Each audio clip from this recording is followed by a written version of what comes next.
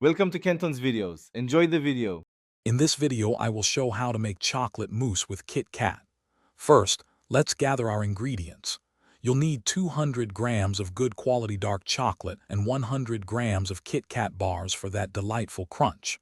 Don't forget 2 large eggs, separated, and 50 grams of granulated sugar.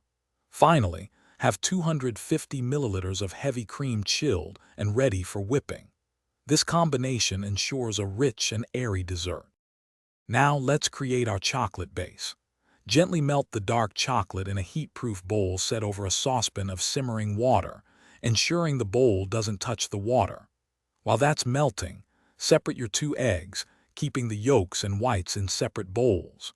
Once the chocolate is smooth, remove it from the heat and stir in the egg yolks one by one until fully incorporated, creating a rich, glossy mixture. Next, we'll add airiness to our mousse. In a separate bowl, whip the chilled heavy cream until it forms soft, billowy peaks. In another clean bowl, beat the egg whites with the 50 grams of sugar until they are glossy and hold stiff peaks. Now, carefully fold about 1/3 of the whipped cream into the chocolate mixture, then gently fold in the remaining cream.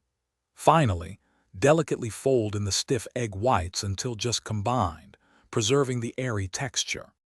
For the grand finale, let's add the KitKat Crunch.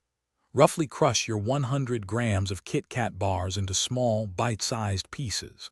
Gently fold these delightful chocolate wafer bits into your mousse mixture, distributing them evenly for that perfect texture contrast.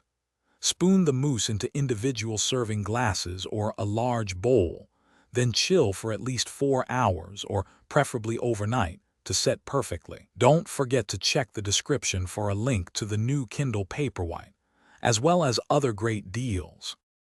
Thanks for watching. Consider subscribing if we helped you.